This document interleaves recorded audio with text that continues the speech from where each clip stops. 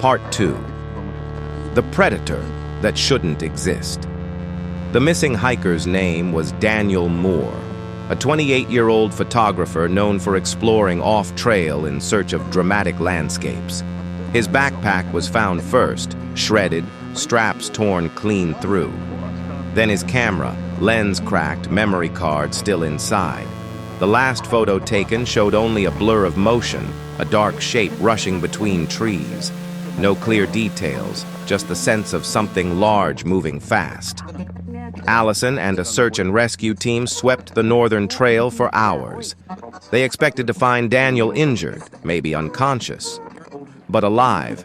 Instead, they found drag marks in the soil, deep grooves where boots had scraped violently, and beside them, prints that finally revealed the creature's size. They were wolf-like, but nearly twice as big as any known gray wolf prints in the region. The team followed the trail until it vanished into a marsh, the ground too wet and churned to track further. The sun was setting, and fog rolled across the marsh like a white curtain. Radio signals grew patchy. Something about the place gnawed at Allison's nerves, and she called off the search until morning. But she didn't sleep. She spent the night reviewing the photos from Daniel's camera.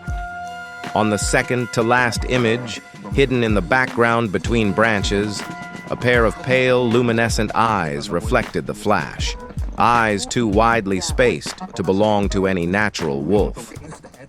At dawn, the search resumed, but before they could return to the marsh, another emergency call came in. A group of overnight campers at the riverbank had been attacked. One man suffered deep gashes along his ribs. Another claimed the creature circled their tent for nearly an hour, silent except for the constant snapping of twigs under its massive weight. It wasn't hunting food, the survivor whispered to Allison. It was hunting us. I swear it was trying to separate us. Allison tried to reassure him, but inside she felt cold dread. Predators attacked for food, defense, or territory, not strategy, not like this. Later that afternoon, Wildlife Services finally sent a specialist, Dr. Lionel Reeves, a zoologist known for investigating rare predator incidents. He was tall, intense, and strangely excited by the situation. "The prints you found," he said, examining the plaster casts, "they match an extinct subspecies of giant wolf, Canis dirus, what people call the dire wolf. But that's impossible, of course." "Of course," Allison muttered. But the evidence told a different story.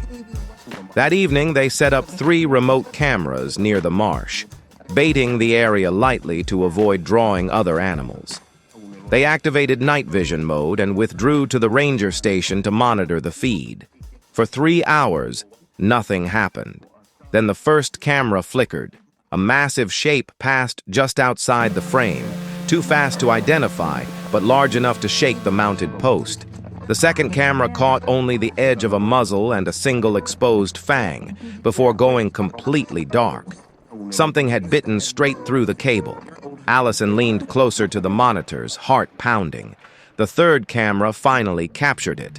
A silhouette stepping into view, larger than any wolf recorded in modern times, shoulders rippling with unnatural strength.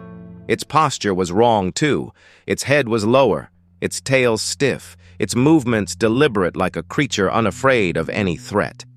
Then it raised its head and stared directly into the lens. For a moment, Allison forgot to breathe.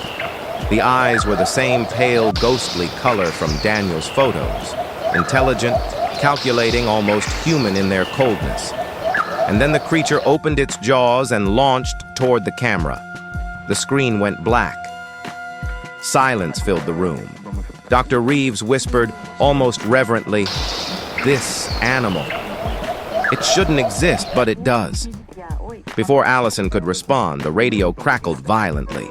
A voice shouted through static, "We found Daniel! We found him! He's alive, but he's not alone! It's still out here! It's—" The transmission ended with a scream.